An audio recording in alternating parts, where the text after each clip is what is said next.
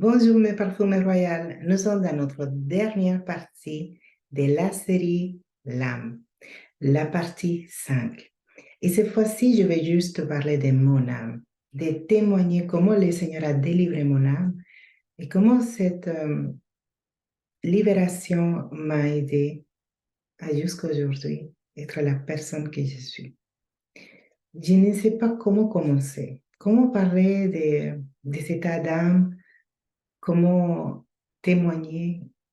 Il y a tellement de choses à dire. Je vais essayer de choisir les plus importants selon moi, ou les plus significatifs. Tout d'abord, c'est que chaque état d'âme est différent et amène à avoir besoin d'une délivrance, une libération spécifique. Mais le plus important, il faut être entouré et bien accompagné par des personnes qui sont assignées à votre vie. Et je vais faire une parenthèse par rapport à cela. J'entends beaucoup parler des couvertures, d'être soumis aux couvertures, d'être soumis aux autorités, avoir un pasteur. Savez-vous qu'appartenir ou être membre d'une église, ce n'est pas être en couverture? Déjà, est-ce que vous savez qu'est-ce que c'est une couverture? J'espère que oui. Nous pouvons être membre d'une église, appartenir à une communauté, avoir un pasteur, avoir une personne qui va s'occuper de notre vie spirituelle et pas être en couverture. Oui. Être en couverture, ce n'est pas la même chose que être membre d'une église ou dire, mais oui, j'ai mes pasteurs tels. De toute évidence, savez-vous que chaque pasteur a ses brebis déjà assignées? Alors pourquoi c'est important de parler de ça avant de parler de l'âme? Parce que c'est les pasteurs qui s'en occupent de l'âme. Est-ce que vous avez déjà entendu l'expression mon père est spirituel, ma maman est spirituelle? Moi, j'ai des parents spirituels. Alors, les seuls pères des esprits, c'est Dieu, Dieu le Père. Nous ne pouvons pas appeler à une autre personne Père dans les contextes spirituels, mais nous savons comment l'image de Dieu Père, Dieu Fils, Dieu Saint-Esprit, une image tripartite. Nous avons notre Père des esprits, Dieu le Père, que c'est mon seul Père, mon seul Papa, mais j'ai un Père de mon âme. C'est les pasteurs qui s'en occupent de l'âme. On peut avoir des parents spirituels par rapport au ministère. Vous savez, comme l'apôtre Paul disait, que vous pouvez avoir beaucoup de personnes autour de vous qui peuvent vous enseigner, mais vous avez toujours un seul Père. Il parlait souvent mes enfants spirituels, mais il ne parlait pas qu'ils prennent la place de Dieu. Il parlait des enfants spirituels parce qu'ils s'en occupaient de son âme.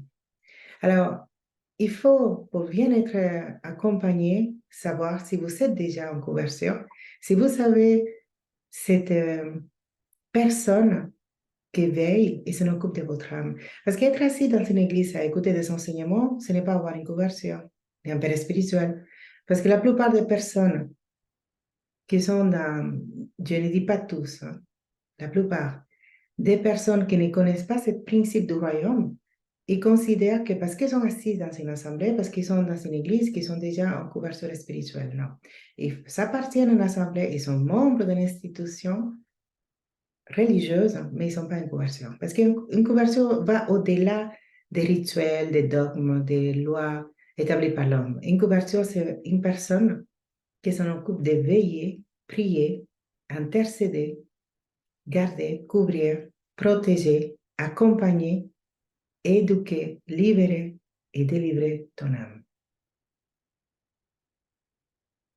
Moi, j'ai eu la grâce du Seigneur d'avoir des parents spirituels, des bons bergers, également d'avoir des personnes au-delà des mots que je pourrais décrire, je dirais des anges sur terre, qui ont eu la patience, beaucoup, beaucoup patience de pouvoir m'aider. Car ma délivrance, avec la libération et la restauration, pour ma part, m'a pris 3 ans. Oui. 3 années, qu'on dirait que pour moi, ça représentait 20 ans. Parce que je disais, mais quand est-ce que je vais finir? Il y avait la première partie de la reconnaissance de l'état d'âme. Parce que si on ne reconnaît pas que nous avons des états d'âme et que nous avons besoin d'être aidés, accompagnés, ça pourrait prendre encore plus de temps. Alors, j'avais du mal à accepter. Pourquoi? Parce que la première chose que l'ennemi te fait penser, c'est que je suis comme ça. Ah, l'Éternel connaît mon cœur, hein. Je sais, il connaît mon caractère, hein. Moi, j'étais une personne particulièrement spéciale, pour ne pas utiliser un autre mot. J'avais du mal à croire à les arguments, à l'explication des autres personnes. J'avais un peu mal à concevoir des autres perspectives, des autres panoramas spirituels. Si je n'avais pas la conviction, ça prenait du temps. Alors déjà, pour reconnaître l'état d'âme, ça a été un cauchemar. Heureusement que j'ai eu des personnes conduites et guidées par l'esprit. Après, une fois qu'on reconnaît son état d'âme, qu'on accepte l'aide, il faut persévérer. Il faut être constant et garder cette foi de oui, je vais y arriver. Parce que ça fait mal. Se nous couper de l'âme, ça fait mal. Très, très mal. Faire taire son âme fait mal. Accepter déjà, c'est très douloureux. Mais amener ce parcours, c'est difficile, mais à la fin, la récompense est glorieuse. Glorieuse même. Alors, une fois que j'ai eu cette acceptation, que j'étais accompagnée, la première partie, c'est identifier quel est l'état d'âme. Après, si cet état d'âme amène la délivrance ou la libération. Les délivrances, c'est tout ce qui concerne les esprits qui sont dans l'âme. La libération, c'est la libération de toute forme d'influence, de contamination. Et la restauration, après, c'est guérir, soigner, accompagner, rééduquer l'âme. Parce que quand vous êtes habitué à penser d'une manière et que vous croyez que cette manière vous appartient parce que ça fait partie de votre caractère, dans ce processus de délivrance ou libération, ça dépend qu'est-ce que vous avez besoin. C'est triste, hein, de se rendre compte, mais finalement, ce n'était pas moi. Quand j'étais amenée à me comporter, à parler ou agir, c'est pas moi. Alors, il faut passer par la libération, surtout de la culpabilité, de la honte. Après, la restauration pour prendre confiance en soi, pour se donner une deuxième opportunité de croire que le Seigneur va quand même vous utiliser, que le Seigneur ne va pas vous rejeter. C'est dur. C'est pour cela que je vous ai dit, c'est très important d'être bien entouré. Avoir des personnes qui sont guidées, conduites par l'esprit, mais surtout des personnes qui sont autorités dans votre vie. Parce que quand vous êtes soumis à l'autorité, vous êtes couvert. Être obéissance, mais surtout à l'écoute. Il faut obéir à tout ce que la personne vous amène à faire, parce que même si vous ne comprenez pas, même si vous n'êtes pas complètement convaincu, si vous faites confiance, vous verrez qu'à la fin, vous serez complètement libéré. Et c'est une fois que vous êtes libéré que vous êtes amené à dire, ah, mais je comprends mieux. Parfois, notre état d'âme nous empêche d'être délivrés. Pourquoi? Parce que le vouloir comprendre nous fait perdre du temps. Et dans ce temps-là, vous savez que les esprits, les influences n'agissent pas tout seuls, ils sont en équipe.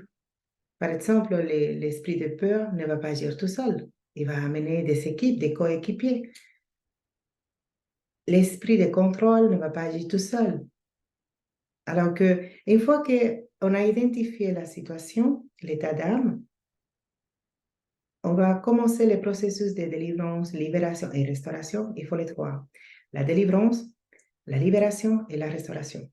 Nous, dans notre ministère, mon mari s'occupe de la délivrance. Moi, de la libération. Et tous les deux, la restauration. Pourquoi c'est important? Parce qu'il faut qu'on puisse être amené avoir un temps de guérison. C'est comme quand nous avons une blessure. Vous savez, quand nous sommes amenés à soigner la blessure, il y a un temps pour guérir. Après, il faut rééduquer. C'est là que j'appelle la restauration, c'est comment rééduquer la kiné, les massages, aller commencer à nouveau. Si vous avez un accident que vous amenez à être euh, dans une condition que vous empêche de marcher, il faut commencer à marcher petit à petit pour voir. Mais c'est pareil. La restauration, c'est pareil. La délivrance, elle prend en charge. Alors, il faut une chirurgie, il faut faire peut-être un geste, il faut plusieurs chirurgies, ça c'est la délivrance. Ça fait mal. Après, la libération, c'est s'en occuper que ces bandages, que les satures, que ça va bien cicatriser, de ne pas, si jamais ça prend une infection, de bien savoir qu'est-ce qu'on fait. Si la personne au milieu de la récupération est amenée à se fatiguer, à être déprimée, tout ça, c'est la libération. Et la restauration, c'est aider et accompagner la personne à pouvoir marcher selon la nouvelle identité, les nouveaux états. Et c'est très important. Comme je vous disais, moi, j'ai pris 3 ans. Un an pour chaque étape. Un an de délivrance, un an pour la libération et un an de la restauration. Et dans ce temps-là, je vous dis que j'ai pensé que je me connaissais. Dans mon cas, c'était très triste parce que finalement, tout ce que j'étais amenée à faire, à réagir, à avoir un comportement, était une influence, soit une influence d'une contamination, soit une influence spirituelle, un héritage ancestral. Il y a, comme je vous dis, chaque étape amène à différentes étapes. Chaque étape amène à avoir différentes situations. Pardon, je me suis répétée. Mais vous entendez, vous êtes conscient, vous entendez quand les personnes en train de vous dire voici pourquoi, voici qu'est-ce qui s'est passé, ça correspond à, ça a été pour, et c'est dur, parce que vous êtes en train d'écouter que presque toute votre vie a été influencée, conduite et guidée par les ténèbres, sans que vous soyez au courant. Le pire pour moi, c'était la 12e année, la libération, qui correspondait à toutes les influences des esprits générationnels, des assignations familiales, des héritages ancestrales. Alors moi, je dis, mais pourquoi je dois payer? Si moi, je ne sais pas qu'est-ce qu'ils ont fait, mes grands-pères, mon arrière-grand-père, pourquoi je dois payer pour ça? C'est dur. Mais à chaque fois, j'écoutais mes pasteurs me dire, mais il faut passer maintenant pour ne pas faire passer tes enfants et les enfants de tes enfants. Il faut que ça s'arrête maintenant en toi. Il faut payer les prix pour ta génération. Et cette déclaration m'a toujours motivée à tenir, à continuer, parce que c'était difficile. C'était difficile à concevoir que toutes les choses que j'ai pu me rappeler de ma vie n'étaient pas sans une intention, sans une orientation, influence d'un état ou d'un autre. Quand j'ai fini les 2e années de libération, la restauration, c'était le plus difficile. Je me suis dit, mais qui je suis? Finalement, qui je suis? Je ne sais pas qui je suis parce que toutes les choses qui me sont expliquées correspondaient à une influence, un esprit, un héritage. Alors moi, qui je suis? Qui je suis? Pour vous dire que même le Seigneur m'a changé mon prénom. Il m'a donné un nouvel prénom, un nouveau prénom, une nouvelle identité. Et ce nouveau prénom et cette nouvelle identité m'a aidé à me reconstruire. J'ai eu le besoin de passer un temps, j'étais comme si j'étais en blanc. Je ne savais même pas comment me comporter, je ne savais pas, alors j'étais obligée de me redécouvrir. Et c'était passé une situation que ça a changé ma vie. À un moment donné, j'étais triste, je ne savais pas comment faire. J'étais triste et j'ai prié le Seigneur. J'ai demandé au Seigneur de m'aider à savoir comment faire, comment agir, comment me comporter. Et je me souviens qu'il m'a amené à voir dans les lieux célestes les livres qu'il a écrits sur ma vie. il m'a amené et j'ai lu tout ce qu'il avait écrit sur moi. Je n'ai jamais eu auparavant un livre comme celle-ci. Je ne peux pas décrire, ça n'existait pas. Je n'ai jamais vu quelque chose qui les ressemble. Mais j'ai vu ce livre et les pages de ce livre, même avant hier, je me rappelais de ces pages.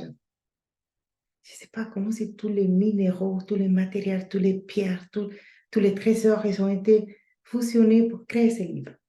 Et je voyais la plume honneur qui continuait à écrire sur moi. Et le Seigneur m'a fait lire certaines pages de moi pour me rappeler qui j'étais. Parce que toutes les influences de mon âme m'ont fait oublier, évidemment, ma vraie identité. Après, le Seigneur m'a amené à avoir une vision sur ma conception quand j'étais dans le ventre de ma mère. Je me suis vue comme un fœtus. J'ai vu et ça a changé. Je dis, ah, mais oui, j'ai une histoire. La seule chose, c'est que l'histoire que je dois concevoir comme la mienne, ce n'est pas cette histoire qu'ils me ont fait croire. Ça a été difficile, ça a été dur, franchement pénible pour mes pasteurs, pour les responsables, pour les leaders qui se sont occupés, chacun et chacune des personnes qui ont été avec moi. J'ai passé la misère parce que je n'étais pas un cas facile. Mais finalement, comme ils se sont réjouis de voir les résultats, de voir l'œuvre de l'esprit en moi. Après, évidemment, c'est pas passé tout de suite, hein. C'était les 3 ans que je vous ai dit, et après, il faut compter 12 ans encore. Il faut qu'on croie. J'étais toujours en train de surveiller. J'étais mécanique. J'étais tellement obsédée sur tout cet Adam qui ne revient pas frapper ma porte, toutes les influences que je suis devenue radicale. Je ne voulais pas de contamination. À un moment donné, je me souviens que ma maman me dit, mais tu me fais peur. On dirait que tu veux effacer ta vie. Je dis, non, non, non, moi, je ne veux pas de contamination. Moi, je ne veux pas repasser tout ce temps de délivrance. Je ne veux pas recommencer à nouveau. Parce que j'avais entendu que si jamais nous sommes à nouveau contaminés ou influencés, vous savez comment dit la parole, que quand un esprit sort, après, il va inviter 7 encore, pire. Alors, je dis, non, non, non, non. Alors, j'étais radicale, mais ça m'a aidé à me garder sain, pur. Parfois, ça fait du bien d'être radical par rapport à notre vie spirituelle, être évangélique, de ne pas laisser que personne, que rien au monde vienne menacer notre relation avec notre Seigneur. Vous comprenez mieux pourquoi j'étais amenée à faire cette série sur l'âme. Évidemment que je ne peux pas aborder tous les thèmes, tous les sujets par ces chaînes, cette plateforme qui est une bénédiction. Il y a des sujets qui sont délicats. Mais si vous souhaitez nous écrire, si vous souhaitez qu'on puisse vous aider, évidemment, si vous n'avez pas de couverture, si vous n'avez pas des parents spirituels, si vous n'avez pas des personnes autour de vous qui peuvent vous aider, à ce moment-là, vous pouvez nous écrire. Parce que si vous savez qui peut vous aider, au moins que vous êtes amené à demander et que votre couverture, votre autorité vous envoie, là, oui. Pourquoi je dis cela? Parce que c'est important de savoir que notre objectif, c'est de vous aider, de vous donner des éléments, mais pas de vous amener la confusion. Comme je vous disais, chaque brebis a un pasteur assigné. Chaque brebis est assigné également à un pasteur. Alors, ce pasteur, c'est lui, c'est comme quand on achète, je ne sais pas, la télé. Vous savez, les plans de comment fonctionne. C'est le pasteur qui reçoit tous les plans de votre âme, comment il faut faire. Alors, c'est lui. On peut évidemment vous aider par rapport à l'expérience, la conduite de l'esprit, mais je considère que si vous avez déjà votre autorité, pour une question de respect et des principes du royaume de Dieu, c'est mieux de vous adresser, de vous diriger vers cette personne que le Seigneur a déjà mis à côté afin de que cette personne puisse vous aider. Parfois, ce n'est pas que les pasteurs ne souhaitent pas aider, mais vous savez que la plupart des personnes qui vont à l'église ou qui appartiennent à une communauté sont du mal à parler de certains sujets. Ça a été difficile pour moi de me dévoiler devant des gens que je ne connaissais pas trop, de parler de ma vie, de mes peurs, de mes soucis devant des personnes que je n'avais pas confiance. Il y a beaucoup de personnes également que c'est plus facile pour eux de se dévoiler avec quelqu'un qui n'est pas connu dans l'entourage qu'une personne qui doit voir tous les dimanches. Je comprends bien. Mais vous savez, il y a une bénédiction quand nous sommes soumis aux autorités. Il y a une bénédiction, une protection, il y a une récompense même. Alors, si vous souhaitez plutôt le faire avec nous, il faut que vous soyez, mais dans cette conduite, par l'esprit d'informer vos autorités, afin que tout soit dans, dans la loi établie par l'Éternel. Il y a des lois spirituelles que nous ne pouvons pas ignorer. Après, si vous avez du mal, et peut-être votre pasteur ou votre personne, la personne qui est responsable, votre leader n'est pas au courant, priez pour que le Seigneur vous amène à parler. Ne restez pas en silence. Je sais que c'est dur. Je sais que c'est difficile. Parfois, nous souhaitons oublier même. Parfois, nous souhaitons même penser que on n'a pas de solution, juste pour pas parler des choses passées, des choses douloureuses, des choses. J'ai un ami qui appelle cela des secrets douloureux. Cet ami m'a beaucoup aidé. J'ai eu beaucoup de personnes qui me ont aidé à chaque étape, à chaque saison de votre vie. Le Seigneur vous amène à avoir des personnes autour de vous. Il faut discerner le bien nécessaire. Il faut saisir cette opportunité parce que ça ne se répète pas deux fois. Et à cette occasion, le Seigneur a mis une personne. C'était le moment des crises Covid. C'était le moment que le Seigneur me disait, c'est le temps d'émerger. Tu es prêt pour la francophonie. On avait passé un temps de secret. On avait passé 7 ans dans les secrets. On avait passé 7 ans dans notre communauté en faisant tout ce que le Seigneur nous disait. Et à un moment donné, jusqu'avant la crise Covid, le Seigneur nous dit, maintenant, c'est le temps de la lumière. Ça a été dur. Alors, j'ai eu besoin d'une aide parce que cette aide m'a apporté des révélations sur moi que j'avais oubliées. Parfois, on oublie. On est délivré, libéré, restauré même, mais parfois, il y a des cycles qui se répètent. Comment j'appelle cela? Des coucous de notre âme. Et cette personne m'a beaucoup aidé à accepter qui je suis, la personne que je suis par rapport au physique. Quand ils me sont parlé des personnes, aïe, aïe, aïe, je ne supportais pas voir mon image. Alors, j'avais cet ami qui est pasteur, qui est psychologue, qui était là pour m'aider. Il me disait, non, il faut t'accepter. Alors, vous voyez, c'était rien à voir avec les processus que j'ai passé 17 ans en arrière. Alors que maintenant, cette personne, c'était une nouvelle étape. C'était un autre état d'âme qui était le résultat des expériences qui sont passées entre les temps de délivrance avec les temps ministériels, qui sont créés des complexes et que je ne savais pas. Le Seigneur a permis que ces crises amènent à avoir un besoin d'être en virtuel pour que je puisse me rendre compte que je dois m'en occuper ou que je devais m'en occuper de mon âme. Et cette personne a été une bénédiction pour moi. Il est encore une bénédiction pour moi. Et c'est vrai que c'était pour moi difficile, en principe, parler avec un pasteur, de collègue à collègue, de ministre à ministre, et passer à cette étape. Parfois, ça fait du bien de venir à vos vies. Ça fait du bien de se laisser chuchoter, de se laisser guider, aimer. Ça ne veut pas dire que nous sommes inférieurs, ça ne veut pas dire que nous sommes faibles, ça veut dire simplement que nous devons nous occuper de notre âme. Et les pasteurs s'en occupent de l'âme.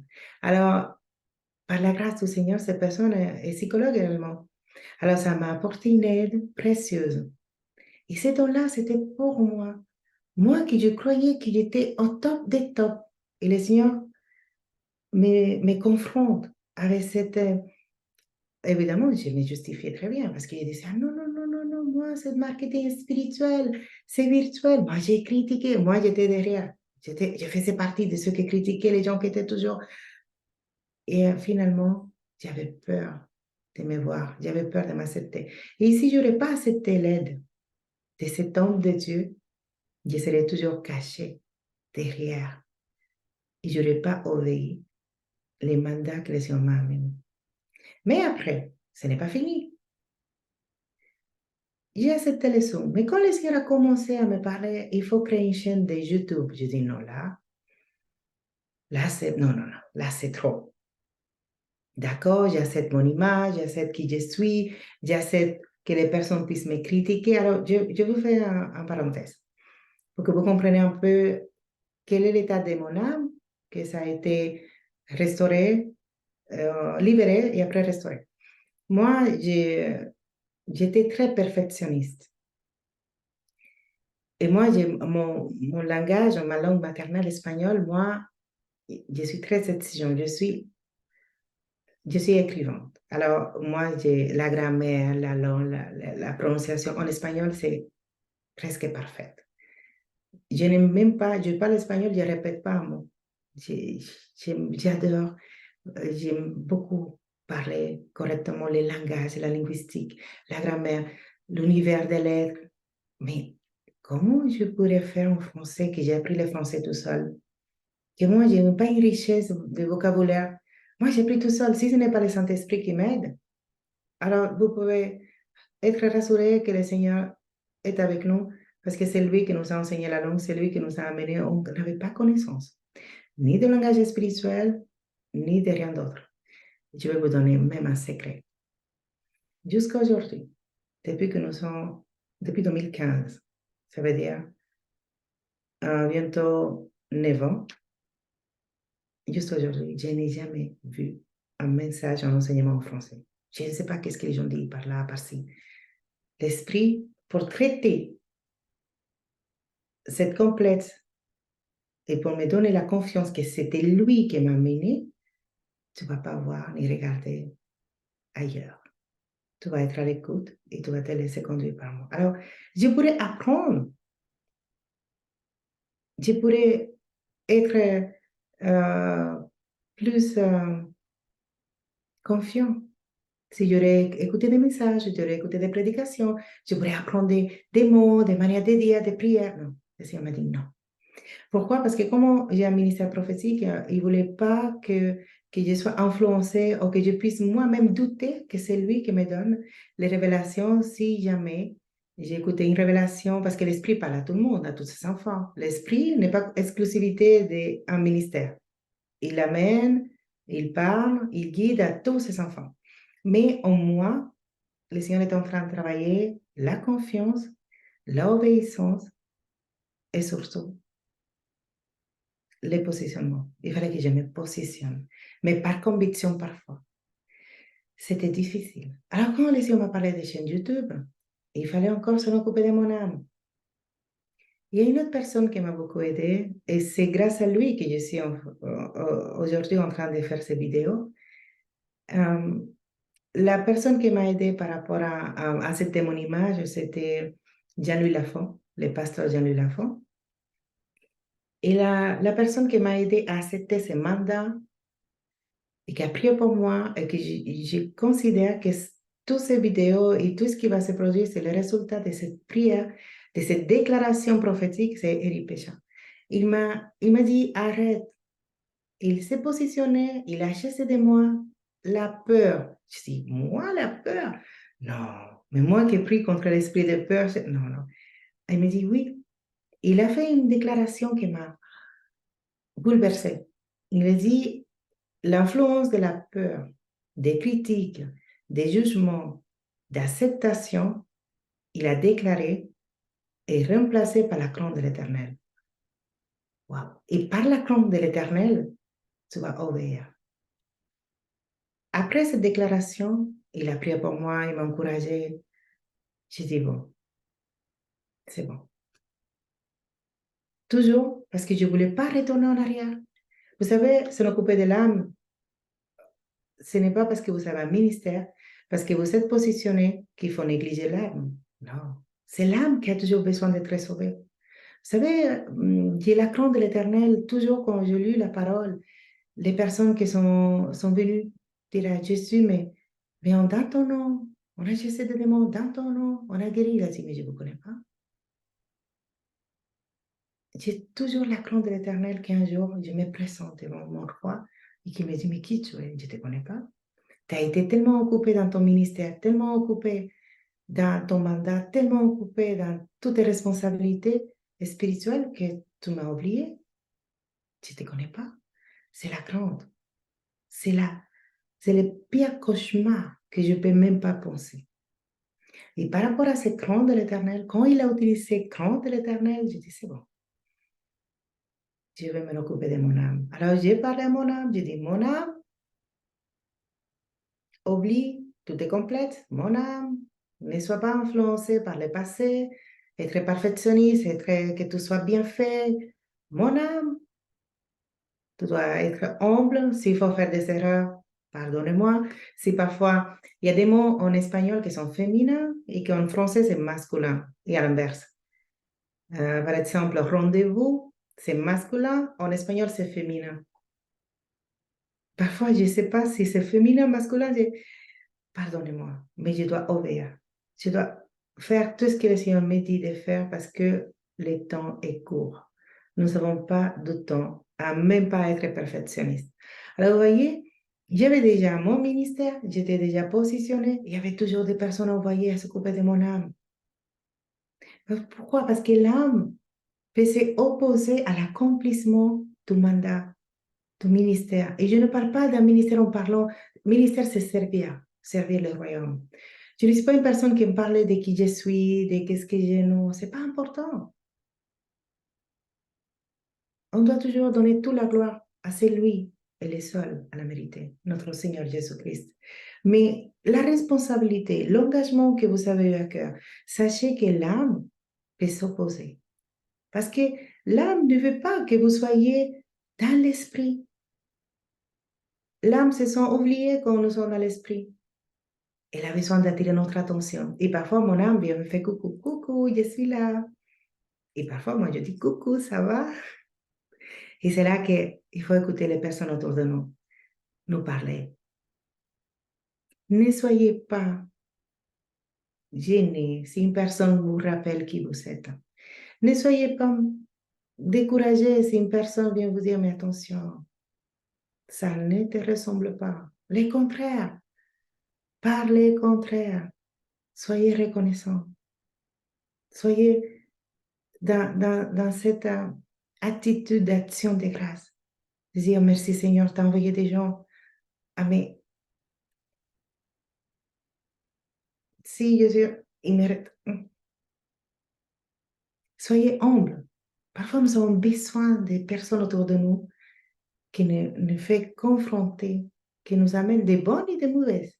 Toutes personnes qui sont amenées à être en lien avec nous, c'est permis par l'Éternel. C'est pour notre bien. Alors que ce soit facile et pas facile, sachez que c'est pour s'en occuper de notre âme. Alors, cette série arrive à la fin. Je voulais vous donner plus de détails, mais je ne savais pas quel choisir des états de mon âme pour pouvoir vous donner des exemples. J'avais tellement besoin d'aide, il faut se laisser aider. C'est grâce à chaque personne qui m'a aidé que je suis là.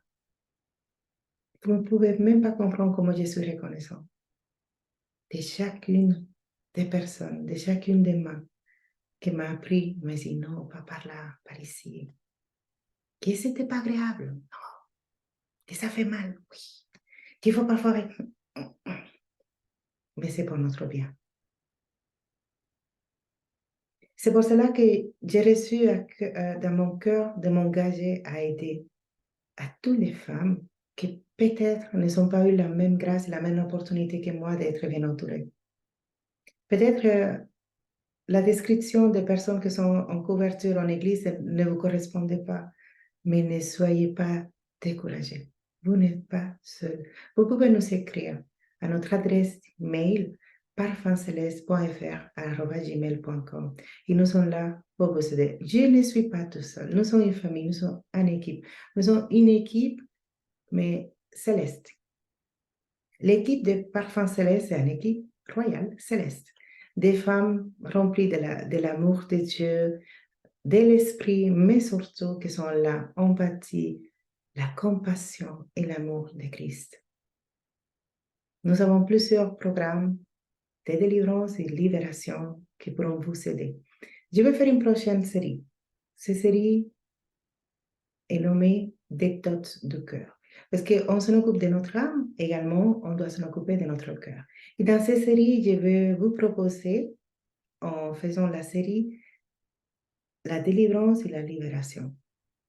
Si vous n'avez pas les moyens de se diriger vers une personne, ou si vous n'avez pas une personne que vous pouvez se confier, dans laquelle vous pouvez avoir confiance, pour amener à parler de ces sujets tellement intimes, secrets, des secrets douloureux, comme dit mon ami Jean-Louis Lafont, sachez que vous pouvez toujours trouver les secours dans l'Éternel.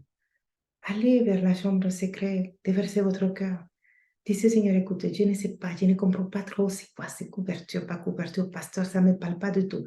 Je ne sais pas, je ne comprends même pas qu'est-ce que la dame parle, parce qu'elle parle avec un accent que je n'arrive pas à comprendre. De 3 mots, je comprends la moitié d'un mot. Déjà, je ne sais même pas qui c'est cette dame, elle atterrit d'où, elle vient d'où, c'est pas important, mais elle a dit quelque chose qui a interpellé mon cœur. Elle a parlé d'un état d'âme, que je ne peux même pas te dire si c'est quoi, comment. Mais toi, que c'est le seul à sonder le cœur, toi, qui es seul à connaître ma vie, tu vas me guider, tu vas me parler, tu vas me révéler, tu vas m'amener exactement là où j'ai besoin d'être. Si vous n'avez confiance en personne, vous devrez se confier à la seule personne qui est là pour vous, le Saint-Esprit. La personne du Saint-Esprit. Allez vers lui. Ouvre vos cœurs. Si sonde mon cœur, sonde-moi. Viens creuser mon cœur. C'est quoi l'état d'âme qui m'empêche d'être en liberté? C'est quoi l'état d'âme qui m'empêche d'avoir confiance? C'est quoi l'état d'âme qui me fait être dérangé partout? C'est quoi l'état d'âme qui me fait ralentir, qui me fait bloquer, paralyser? Qu'est-ce qui se passe? Montre-moi. Comme moi, peut-être, par la grâce de notre Seigneur. Vous pouvez être amené à aller dans les lieux célestes et voir les livres. Ce livre qui a été écrit, comme dit le psaume 139, que chaque jour de notre vie, il avait écrit avant que les jours puissent exister. Demande au Seigneur, amène-moi dans les lieux célestes, montre-moi mon histoire, mon livre. Fais-moi voir que l'histoire que je suis en train de vivre, c'est ma réalité, mais ce n'est pas ma vérité. Si vous n'avez pas comment faire confiance, comment dévoiler votre cœur, parce que, excusez-moi, hein, parfois nous avons la posture, moi j'ai été la posture, tout va bien. Moi, je faisais partie des personnes qui allaient à l'église. D'abord, pour être bien habillée. Ah, moi, j'ai mis les cultes parce que là, je mettais ma robe et j'étais arrivée pour saluer tous les frères et sœurs. Ça va, soyez bénis, par la grâce de Dieu. Ça va, soyez bénis. Après, il y avait les programmes, la louange, l'adoration, hein, les messages et je partais avec mon état d'âme. Exactement comme j'ai arrivé. Parce qu'il fallait montrer la meilleure image, parce que parfois on écoute que si on dit que ça ne va pas, on n'a pas la foi. Ce n'est pas vrai, c'est un mensonge de l'ennemi. C'est quand vous avez l'orgueil, vous se justifiez par une foi qui est basée sur votre foi. Cet orgueil correspond à un état d'âme qui peut-être est ignoré par vous. Parce que je suis bien, par la foi. Allez, je suis en victoire. Je tiens, je suis plus que vainqueur. Oui, c'est une vérité, mais ce n'est pas la réalité. Parfois, cette réalité est loin de la vérité. Je ne dis pas qu'il ne faut pas déclarer la vérité. Non, non, non. Je dis qu'à un moment donné, il faut, ça va? Non. Aujourd'hui, ça ne va pas. J'ai besoin d'aide. J'ai besoin de prière. Parfois, même les parfumés célestes qui sont avec moi dans la compagnie prophétique me disent, ça va? Je dis, je te réponds comment? Par la foi ou la vérité? Parce que ça ne va pas aujourd'hui. Je suis fatiguée, je suis découragée. Et c'est la compagnie qui commence à prier, à m'encourager, à me rappeler qui je suis. Je dis, Alléluia. Merci Seigneur pour cette famille. Merci Seigneur pour être bien entouré. Vous n'avez pas besoin de toujours être... Allez, Amen. Allez, non, parfois on n'a pas la force. Parfois, c'est pas des situations qui sont pas gérables, des situations qui se passent. Même qui nous appartiennent même pas, des situations parfois qui sont rien à voir avec nous, mais que ça nous blesse. Mais il faut dire, oui, j'ai besoin de prière. J'ai besoin que vous veniez comme Moïse, qu'une se met là et que me porte les bras parce que mes bras sont tellement lourds de la souffrance. Parfois, il faut ouvrir le cœur et dire, ça va pas, afin d'entendre des paroles de foi. afin d'être encouragé, afin de se rappeler qui vous êtes, afin de savoir que vous avez des personnes qui vous aiment autour de vous et qui ne voient pas ce que vous voyez. Peut-être que vous pensez que vous êtes un chien comme Mephibosheth, mais la personne qui est en face de vous est en train de voir la fin de l'esprit que vous êtes, l'héritier royal que vous êtes.